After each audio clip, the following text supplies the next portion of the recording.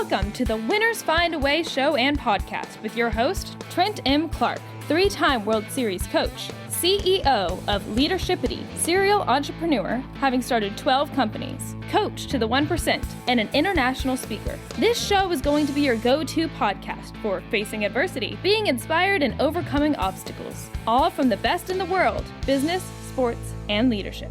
Hate the crappy ingredients in many beverages and energy drinks? Rebellious Infusions are the go-to functional beverage. They have 5 or fewer plant-based organic ingredients, no sugar, no calories, loaded with antioxidants to boost your immune system, and L-theanine for brain health. Rebellious Infusions are available at drinkrebellious.com. Rethink your drink. For 10% off of your next purchase, use the code 99999. Hello, welcome. It's Trent Clark, host of Winners Find a Way show, and welcome to our podcast. And I welcome today my friend Ethan Bull. Ethan, how you doing, buddy? I'm good, Trent. Thanks a lot for having me. Man, I'm fired up to have this conversation. Ethan, real quick, Ethan, tell them where they can find you on all the social. So we have our website at ProAssisting.com, and I'm on LinkedIn. We're also on Twitter and Facebook under ProAssisting, but I am very active on LinkedIn personally, so you can just find me under Ethan Bull. Yeah, very good. And Ethan, great, really excited about getting into this interview today. For everyone who's on the first time show, I am your host, Trent Clark.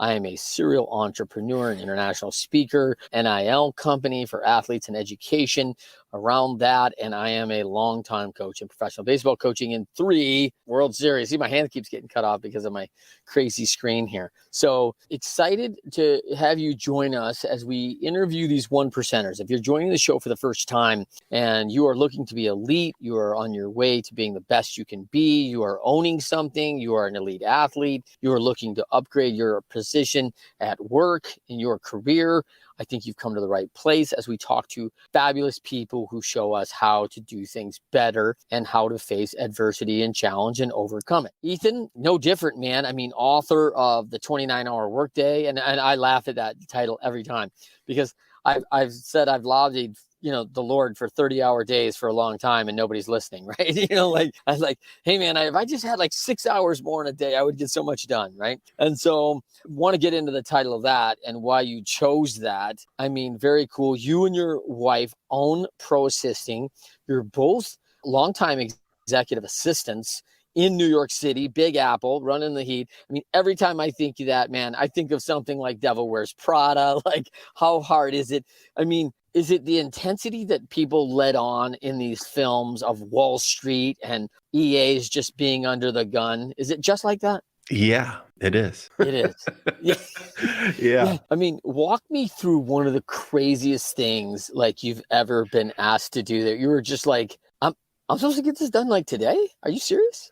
Like, walk me through something that just felt outrageous. All right. So this is going way back. I started as a production assistant on studio pictures in New York City back in 1996. And the movie that we were working on, the film that they shot over a day, was in the backseat of the car at night being ready to be delivered to DoArt, which is a company that takes the film and makes it so you can watch dailies and processes it and everything. And the film got stolen out of the backseat of the car. And the person who stole it called the production office and said, hey, I have something you may want, bring $5,000 to this address. And the production accountant picked me to hand the $5,000 to, that I had to sign my name on a dotted line and then go to the location to try and retrieve the film. And they never showed. So we never got that film back. And on that particular picture, it was equated to be, that day of shooting was probably in the $500,000 to $700,000 for the day. Oh. So that's just a weird one-off kind of thing. Yeah, you're the ransom guy. Yeah,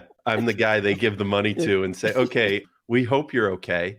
But go out and try and get this stuff back for us. If we lose you, we don't lose a part in the movie, so we're probably okay. We can reshoot that. Exactly. Oh my gosh. And so you have to reshoot the entire day with another additional cost of another 5 or 700,000 plus the delay plus. I mean, it just keeps adding up. Yeah, and insurance covered it, but Yeah. you still don't want to have to go through that. I mean, But is this then a there are, thing? yeah. Is this a thing in New York? Like people sitting around watching cabs or, black cars and going, hey man, if they throw the film in the back, you should grab it and like it's worth big money. Well, not anymore because everything's put onto digital. So you're Yeah. not running to DuArt or Technicolor to get the film developed anymore. But back in the late 90s, that was it. It's kind of dating me, but Yeah. take it. Well, it's an interesting thing. Obviously, I mean, in my opinion, a little bit of an inside job, right? I mean, someone knows the value of that. They're watching closely. I mean, someone's got to be pretty. I mean, a Midwestern boy like myself isn't walking over to New York going, "Hey, if I grab this film out of the back of the car," and I know what studio to call, and I mean, it's a lot. Yeah, I guess. I don't know. That's actually a good point. Well, all of the canisters were labeled. Yeah. So, and at that point, the New York Film Commission would put out a listing of everything shooting every week with phone numbers and contact information. So, yeah, there was. I don't know. I don't know. And that's interesting, man. It's just a weird story. Both Stephanie and I have quite a few, and they come out in the book. Yeah. So yeah. So we got to check out the stories in the 29-hour workday. Now, real quick, I mean, ProAssisting, you are fractional executive assistants at a very high level. These are all folks that have worked at the highest levels of executive assistant, Fortune 500 companies, Fortune 1000, production, theater. I mean, all sorts of different, I'm sure, backgrounds on these folks who have been in high pressure, understand what it takes to be in this role and be a massive contributor, and almost immediately because the skill sets are very high. Is that fair, Ethan? I think that's very fair. When we start with a new client, we always consider the first month to be onboarding, but I tell them you're probably going to start feeling that lift after 1 week because the onboarding starts, but behind the scenes, the assistant is reading all the emails, looking at the calendar, doing deep dive research on the company and the industry, and starting to take tasks and projects away from the principal right away.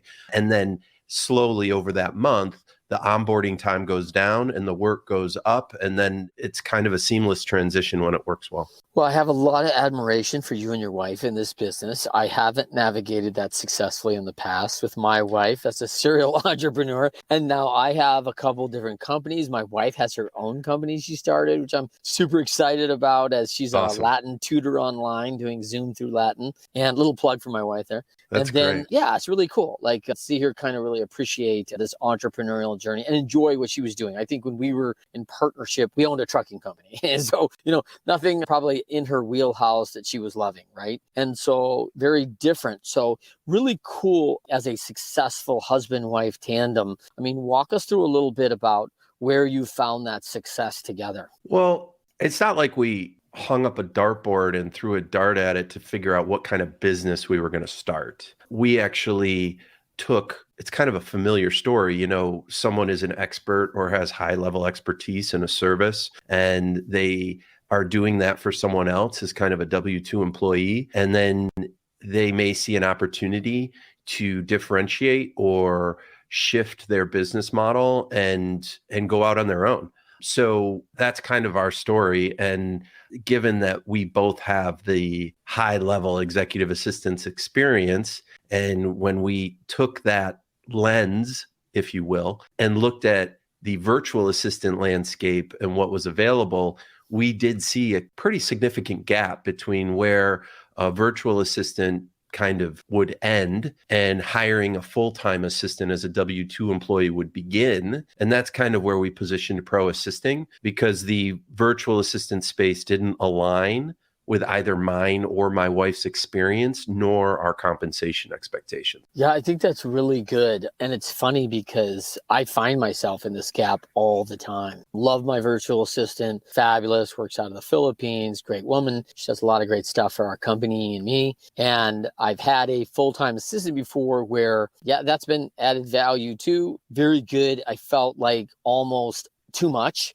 in a lot of ways. I had much more to do than just me for that person. And so I think there's such a strong skill set. It's one of those things where sometimes I feel like people with this level of skill sets, I equate it to my laptop, Ethan. Like I'm on the internet, and emailing, and doing a couple spreadsheets and PowerPoints, right? And this thing can do 1,000x of what I'm using it for.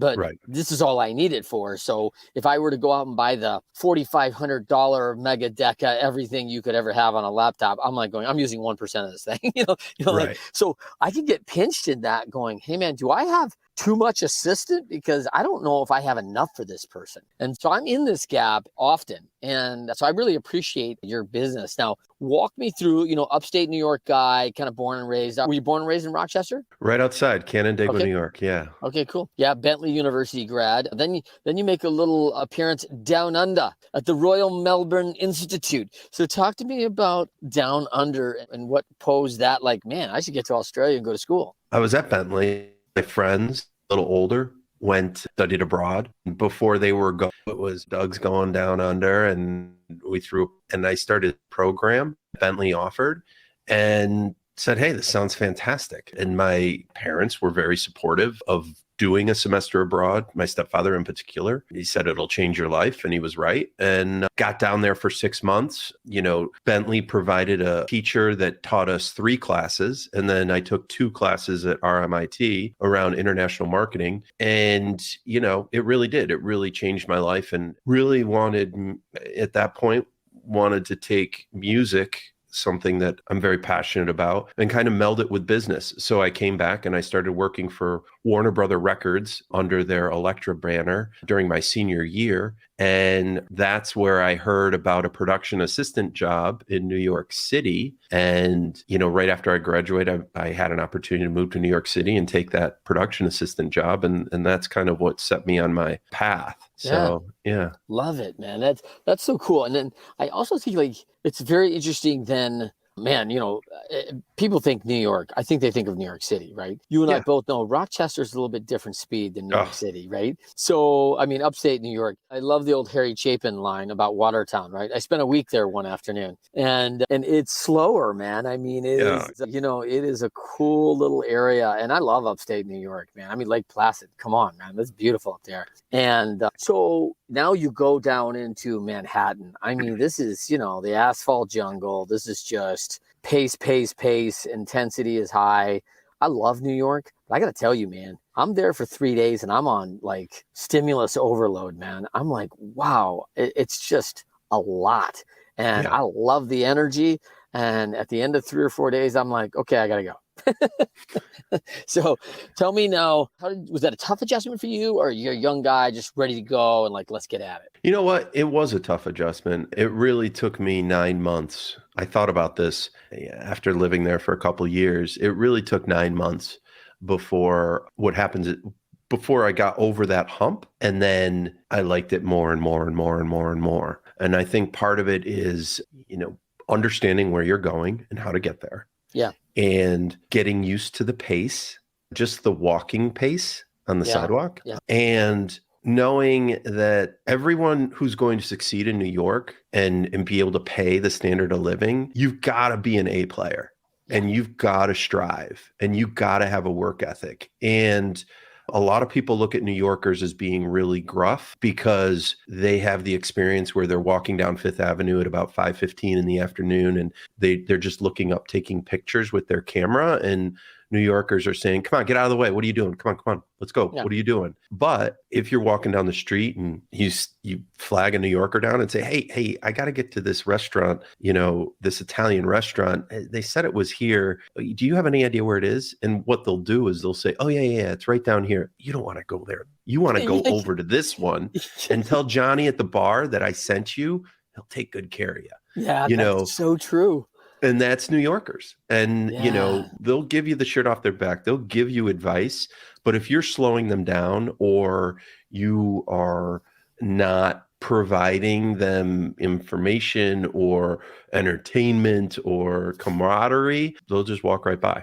you know? Well, I mean, the way you describe that, I mean, listen, alpha dogs unite, right? Like, I mean, it is like, it's bring your A game or don't come. And I really appreciate that. Obviously, from being in the professional athletic space for so long, where, you know, it's all that way. And now in the entrepreneur organization, very similar, right? Like in EO, where you have all these owners who are just always more, strive, get better, improve, continuous improvement, be aware of my weak spots, you know, hold up the mirror. Let me see the lens. You know, I think it's one of the things that, you know, I think the outside view of the New Yorker is pretty gruff, right? It's pretty tough. But, you know, I got to tell you, man, authenticity is high, right? And it's like, hey, man, this is what you're going to get. Like, no BS. Here it is. I'm laying it out. I'm not trying to be something I'm not. You know, I know it's a tough world, but at the same time, not running off the imposter syndrome. And man, that description you just gave me, I've heard at least 15 times. It's so funny because you're exactly right. Being with friends there, anything, and I'm like, oh man, hey, listen, I was reading the Michelin guide, and they're like, nah, you know what you need to do is, you need to head down to Ralphie's. All right, this is what this place is gonna get you, you know. And then you need to see Ted there when you come in and walk in. Just tell Ted, you know, I gotta go over there and set you, and Teddy's gonna take care of you, you know. And it's like, man, and I've had some of the best meals of my life, especially in pro ball, where people always had people, you know, and you're trying to dive a little bit below the radar when you're there because there's some of that little, you know, fame thing. And so, you know, when you're out with, and I never was like, listen, like no one knew who I was, you know, that was fine as a coach, but you know, when you're with players, it's a different thing. And, you know, and you got to get used to the pace. And it's intriguing. So let's come back to your wife. I mean, New York City, you guys 20 years there. Have you been married to your wife now? How long? For you and your wife? Put you on the spot there, Ethan. we met right before my 30th birthday, and we've been married. It's going to be 16 years coming up in September. Awesome. Yeah, met in my local bar. I figured you met at the, you know, EAA, like, you know, Executive Assistants Anonymous, like, you know, like, yeah, hi, I'm Ethan. Yeah, and, I work for a tyrant. You know, like, well, that's true. But what's really, you know, and getting a little vulnerable is, there's not many straight white male executive assistants out there across the country. And it's fair. For a little while, you know, it's 98% women. And for, I'd say, the first third of my career, I was a little ashamed, honestly. You know, I had to, you know, overcome that and deal with it head on. But no, I mean, going back to my wife, we met at my local bar. It was called, I lived above Bull's Head Tavern. And so, which is weird. First night I moved into that apartment, I showed the bouncer my ID, and he told the bartenders, and I became good friends with all the bartenders and the owners, and I'm still friends with them today. And they thought you were the owner with that name, right? Didn't they? Yeah, he's probably one of the owners, man. Be cool. Yeah, no. So it's really good. That's awesome. Now, listen, by the way, Ryan Reynolds made, you know, the executive assistant role cooler than hell, right? You know, with the proposal, all of a sudden you can be absolutely a badass and, you know, be in this. I mean, do you feel like, hey, that gave it some solace? And I mean, I love the movie, by the way, and I'm a big Ryan Reynolds fan. He's funny. So, I mean, what do you think? Because I appreciate what you're saying, because you're saying like 90, you know, and this is for anyone, by the way, who works in an industry. When you talk about women coming into trucking or the shipping industry where I was at was, I mean, listen, it's like 7% are women and 98% of them are in the office, right? Working back office work. And so we're seeing it in tech where you just get the discrepancy of folks, right? And it's one of the big things I have, by the way, with equitable compensation, right? Because I'm like, hey, man, I don't know if you know or not, but the female models make way more than the male models. Like, you know, like there's a discrepancy there, like that, you know, like, and I don't see like people banging on the door going, you know what, GQ ought to be paying me some freaking money because you know what Giselle's making? Like, yeah, damn right, I know what she's making, you know, because she's creating value, you know. And so so walk us through that a little bit, man, as dealing with that in your early years of like, man, I have these special skill sets, not to be like, you know, taken, you know, and I have a special set of skills, and you can deliver this content and be a valuable resource and a huge contributor to a major company very quickly because of the skill set. Yet it's not standard for the way people who look like you or whatever are in that role. And man, like, it's interesting that people can't honor that. Yeah. In terms of me specifically, Yeah. and getting my start in the entertainment industry really leverages the assistant position as kind of the first role in a stepping stone kind of way. And so you have a lot of male assistants in entertainment who have their JD or MBA from Yale or Harvard or Princeton. Yeah. And they're in those roles because they're paying their dues. Yep. They're reading scripts. They're trying to meet talent. They're trying to, then level up from there. And what happened to me was I was in that kind of role. And then I decided to go more the advertising route because I wanted to scratch the creative itch by writing scripts and acting and directing. And then you turn around 5 years later and you say, oh, I'm an executive assistant now. And, what does that mean? And what does that look like? And so you take that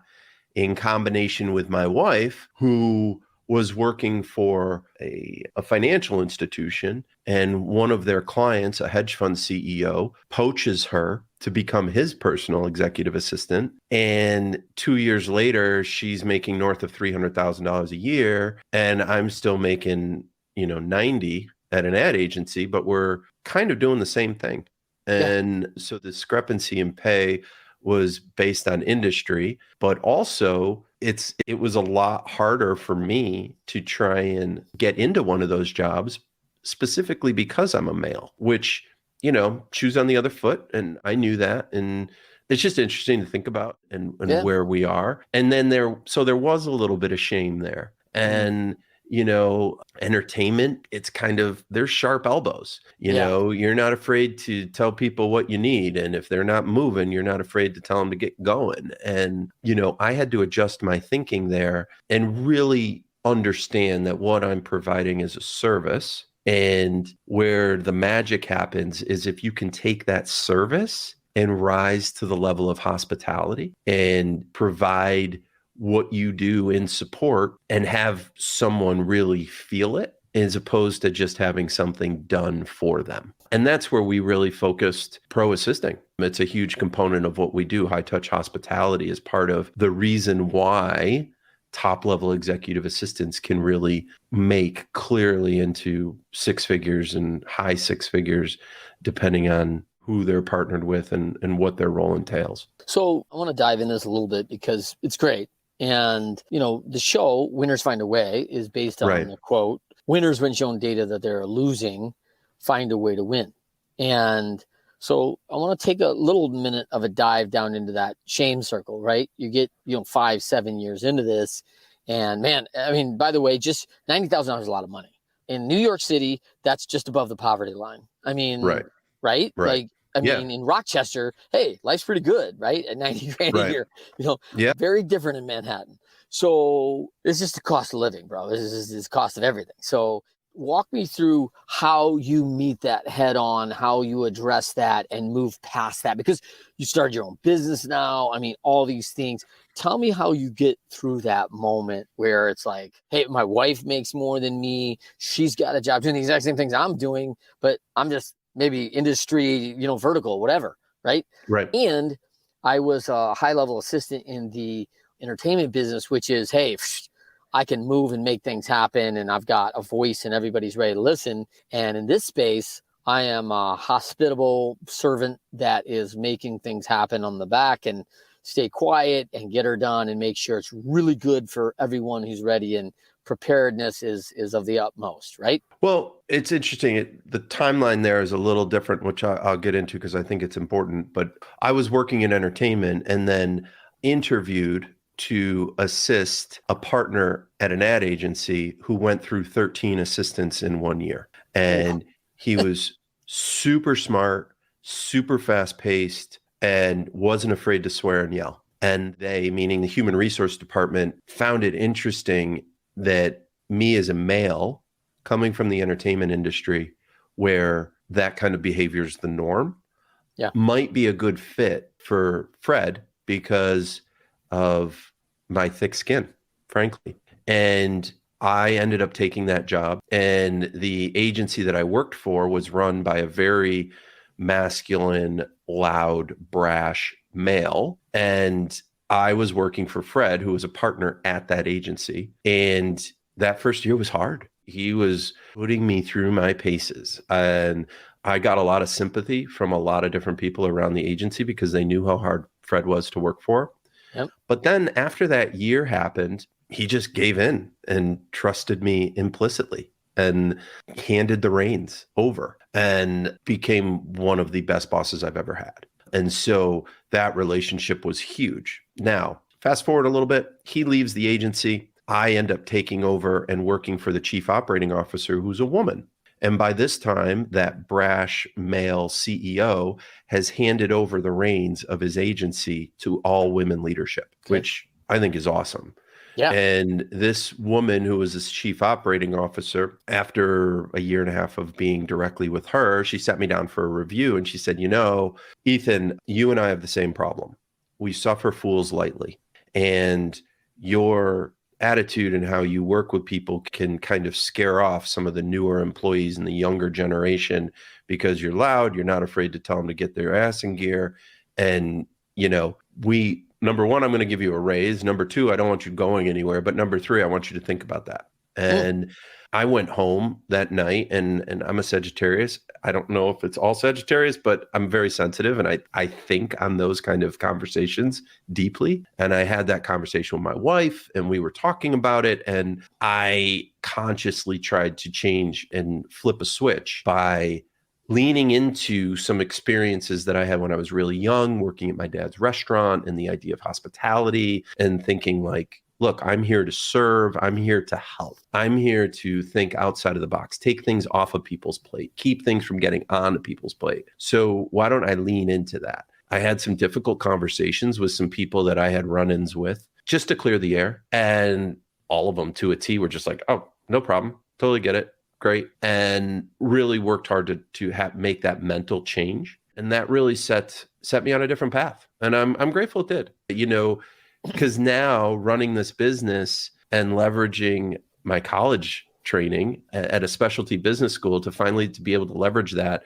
and do what we do and actually be experts in what we do is rewarding. And so I never thought I'd get here, but here we are. That's awesome. I mean, do you feel like Fred was a good model for you? I mean, I think you had a lot to do with Fred settling in and saying, hey, I can trust this guy now. I mean, maybe his, harshness was some level of, indoctrination, or, if you can get past here and with me, then you've kind of earned my respect. I don't know. But I mean, you saw him change as a leader because all of a sudden that freed things for him. He didn't have to be the hard ass that probably started out that was relatively ineffective going through 13 assistants, right? I mean, were you inspired by that a little bit or not really? I don't think Fred changed. Oh, okay. No, Fred didn't change. It just didn't. It just wasn't directed to you. It was a tough. Yeah, no, it wasn't. It was like, someone would screw up, and he always had a saying, oh, go give them a Deutsch welcome, which is basically smack them upside the head and tell them to get their butt in gear. And what I did was be that buffer and be able to say that in a very politically correct and very more gentle way. But if time was of the essence and he was breathing down my neck, that raised my stress level. And that came out by not being afraid of telling someone to get their butt in gear and, being very pointed in saying what we needed and what needed to happen. And then when I started to make that transition into thinking more about hospitality, having some self-awareness to feel that coming up in the moment, acknowledging it, but then also being able to pivot and stop yourself and then communicate in a much more effective way. So I don't think Fred changed, and I don't think anybody wanted him to change. And it was more of a tough love kind of thing, as opposed to just totally being a real jerk. And it was just him holding people to high standards and him being extremely intelligent, and nobody could BS him, And if someone was trying to BS him, that'd probably piss him off the most. Yeah. Well, and I see like you giving some tough love too there, by the way, even in the beginning before you adapted your communication strategy. I mean, part of that is as a buffer, like, hey, I'm giving you the Ethan, tough love here, which is going to be a lot softer than the Fred tough love. Like, Right. When that tough love comes in, not only are you going to get it from Fred, but now you're also running the risk of a guy who will fire you. Like he is a guy, like if you don't produce, it's not going to go well for a guy who's got expectations like that. And you're not sitting in the hiring, firing seat, I take it. So you're like, this is going to be really good for you. You may not like the message, but I am looking out for you because it's coming if we don't get it right. Yeah. What's interesting is that after I transitioned to supporting the chief operating officer, she did put me in charge as director of admin services of a team of 12 assistants, and we were supporting 60 executives. So hiring, firing, training, dealing with interpersonal relations, understanding the org chart, knowing which partners were more difficult to work with than others, and time commitments, all of that. So my role did expand in addition to continuing to support her. So I do have experience with that as well. Well, and great navigational training for what you're doing now. I mean, like, come on. Yeah. Well, and then when we moved to upstate New York, I ended up working for the chief operating officer of the second largest employer in Rochester, which was one of the few seats in Rochester that is commensurate with our experience. And in addition to being his executive assistant, I was director of admin services for that organization. And there I was overseeing 80 assistants, and we supported over 250 healthcare executives throughout the network. So that again, I could see that being in today's environment. I don't know how long ago that was, but I could see some major push because I work for a lot of women leaders. And what I love about, 62% of the leadership clientele right now is women CEOs. So I love it, because very open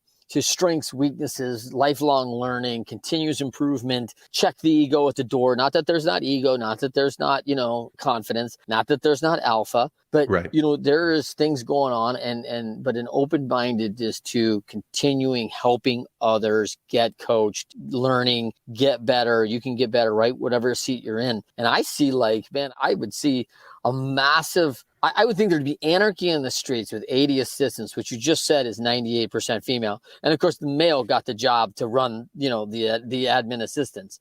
Was there a big push on that? You mean a push coming back from the assistants? Yeah. Well, there was, let me put it this way.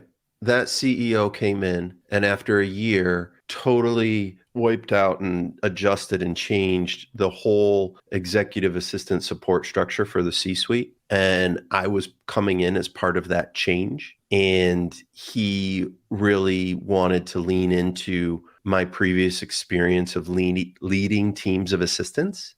And the thing with that organization is a nonprofit, and you had a lot of legacy assistants who'd been there 15, 20, 25 years. And the org charts were all over the place. You had some assistants supporting 6 or 8 executives, and then you had a lot of one-on-one support structure as well. And so it was really out of whack. So it was up to me to come in and get to know everybody and not make them scared or hate me. And 2, communicate the need to adjust the levels of the org chart to meet the needs of the organization. And then 3, try and slowly raise the bar on what the expectations are in terms of the support we provide. So it was kind of that 3-step process that happened over 2 years of me being there. Yeah, and all with the intent that we have a sustainable structure going forward, an org chart that could be repeatable and have some, uniformity across the workloads and things like that, which is, I can see that being a major struggle too, going, wait a minute, I'm supporting 8 and Greg over here's got 1 or Janie's got 2. What? Right. How's this working? So I want to get 4X then, what they're making, right?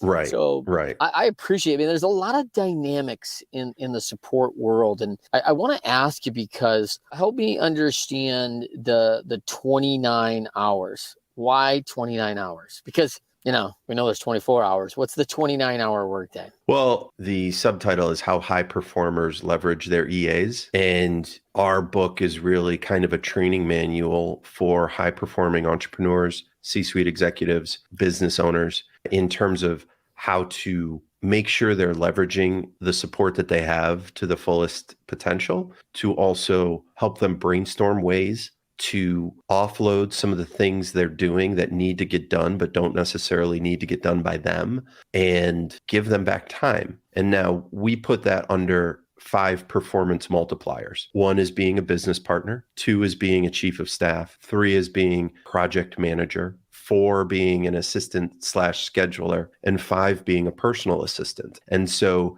if you're leveraging those properly and to their fullest extent with your support, hopefully we're giving you back 5 hours a day. It's a little play on Tim Ferriss's 4-hour work week, and it's meant to emphasize that really the most valuable commodity that we have is time. Yeah, no, I love it. I just think it's so interesting to me where you're going with this, because I look forward to reading the book. I have not read the book yet, and I'm really looking forward to it, because I think it's, again, it's me using 10% of the capacity of people around me or things around me, tools that are at our disposal. And, I had a great conversation a couple of weeks ago on the show, like Kating, about hiring the best. I mean, because the best outperform everybody. Like the best outperform others like 3x, right? And this is where it's really hard to imagine, because if you see like the players at that top level, right, at the major league level, and then you're just on the street with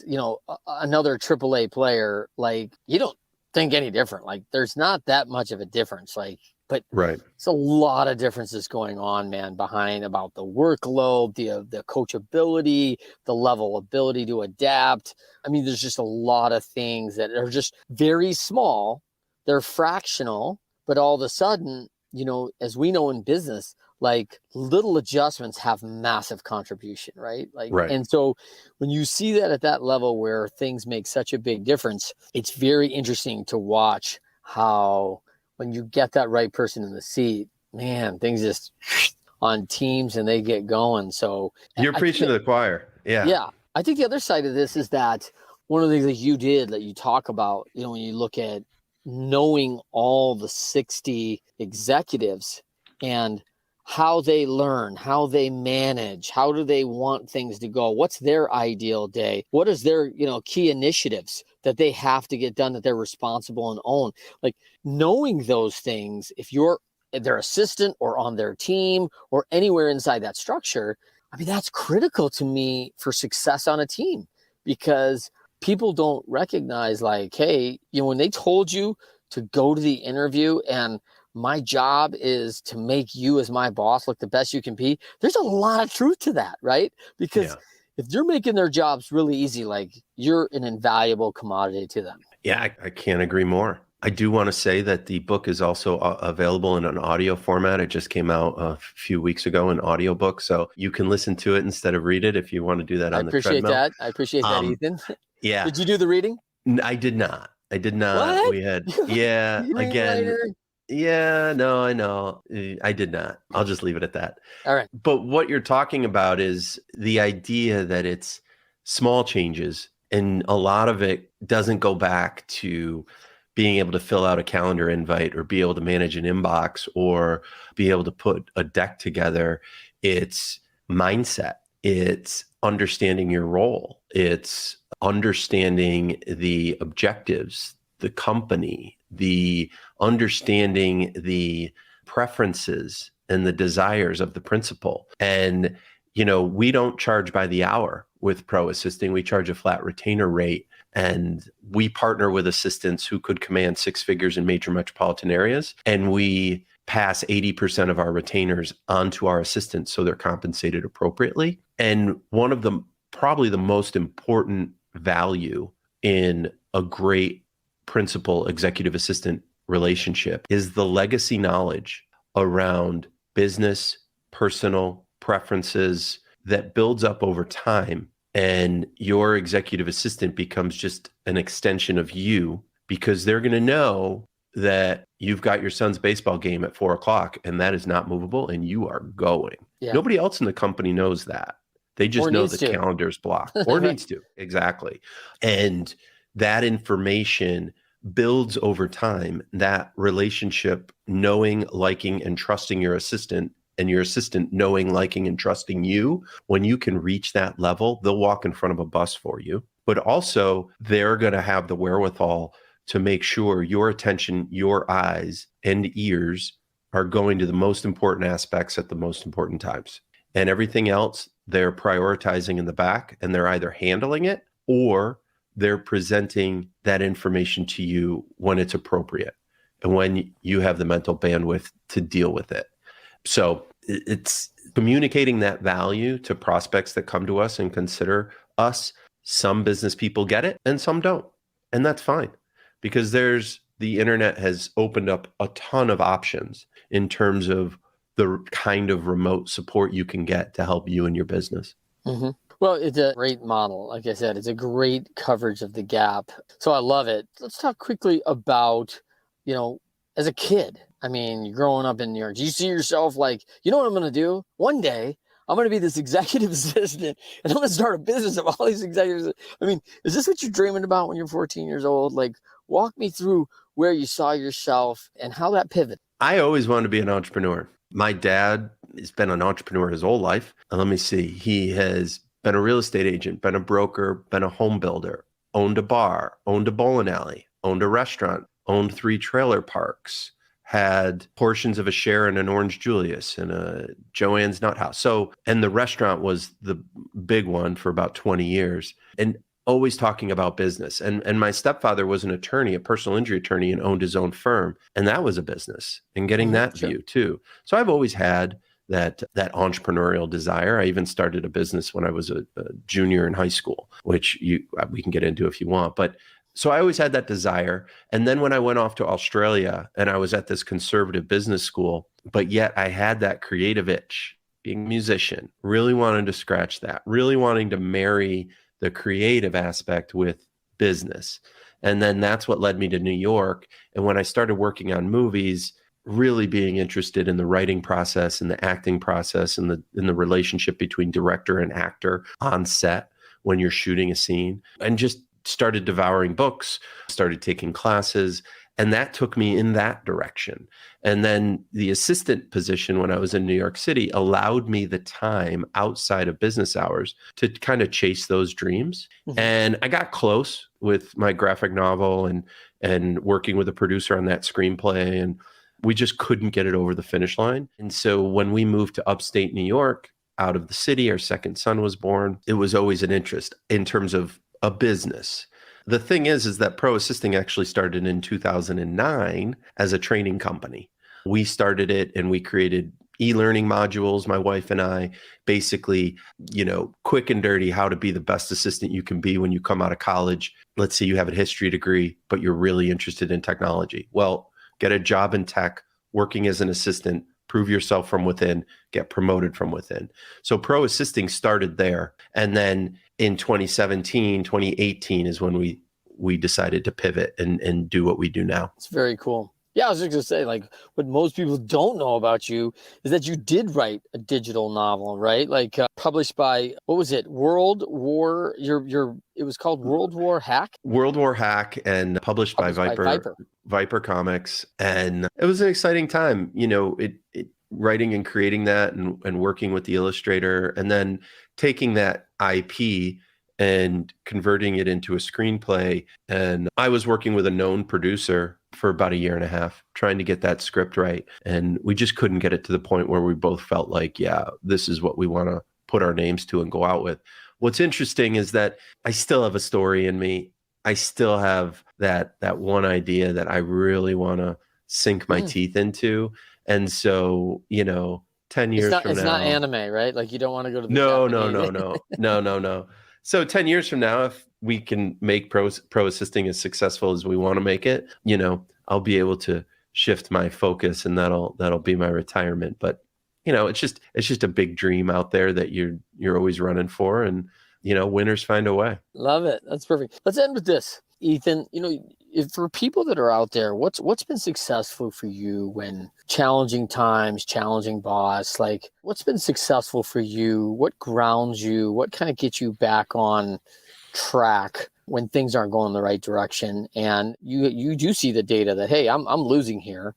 I need to do something different. What's kind of put you into the right mindset, the right frame, and then your way to take action? I'm just so lucky to have my wife where she understands, she knows what we do and what our careers are. And she's really great at resetting me when problems arise or challenges are presented. And that communication has happened over a long period of time. And since we've started this business, it's only gotten so much better. So I'm really, really fortunate to have that person who I can communicate with unconditionally, and she can do the same. And trying to keep the ego at bay a little bit and open up and being a little vulnerable and going deep. So I think that's kind of my secret weapon. But what's been interesting about starting a business from a W-2 role, you always think the grass is greener on the other side.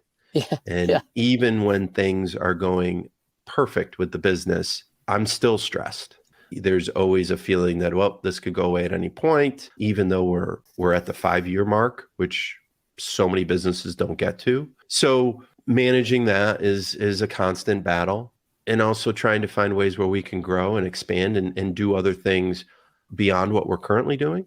And so I don't know if that fully answers the question. I think it's good. I mean, I think it's good to have, someone in your life that levels you and can kind of get you back into the focus. I mean, like you said, talking through it is a huge deal. And it's probably the last thing, that people want to do when it sucks, right? Like, I don't want to come to you and go, hey, Ethan, man, we're down by 25 and I think our whole team sucks. Like, I really don't want to talk about it. Like, because I'm thinking like, man, this is not going the right direction. And the more we talk about it, it's not like talking is necessarily going to change it, but talking about it gets us hope. It gets us action. It gets us a plan, that we can execute on to change some things. And so I think it's really critical, and we got to start somewhere, right? Yeah, it takes courage to acknowledge the elephant in the room.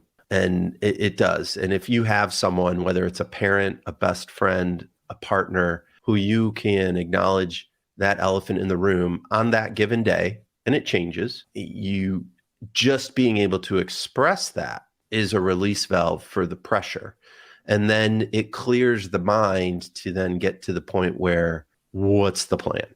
At least that's what I find. Big. Well, that's big. I love it for everybody out there. Yeah, I'm taking that to heart, right? Well, listen, for everyone who's listening, thank you, Ethan Bull. So excited about 29-hour workday, reading it, listening to it. However I'm going to get there, I am going to definitely check this out. I need an absolute handler, man. I mean, when I've had it in my life, I've noticed my life is tons better. And, the life of an entrepreneur is fast. I mean, it's fast, it's hard, and it's hard to be thorough and follow up. And people trying to do it on their own don't do well. And I've been there and feel like I'm there now. And so appreciate you coming on. Tell them again where they can find you, Ethan. You can find me at ProAssisting.com, as well as on LinkedIn under Ethan Bull. And there's a lot of information on our website. I'm very active on LinkedIn, happy to talk with anyone, even if we're not the right fit. Definitely with our knowledge of the overall support space, we'll make sure you get the right support for you, because we're in this for long-term relationships. We're not in this to try and sell you. We want to be able to say, hey, our service is month to month. If we're not providing value, we want you to get the value somewhere else where it works for you. Because if we do right by you and we're not the right fit, you're still going to think of us when someone comes across your plate that would be the right fit and that needs what we do. And our whole goal is to make the support that you are talking about accessible. And you don't have to hire a full-time employee to get the great support. And it doesn't have to be a drag on your balance sheet or bringing on another W-2.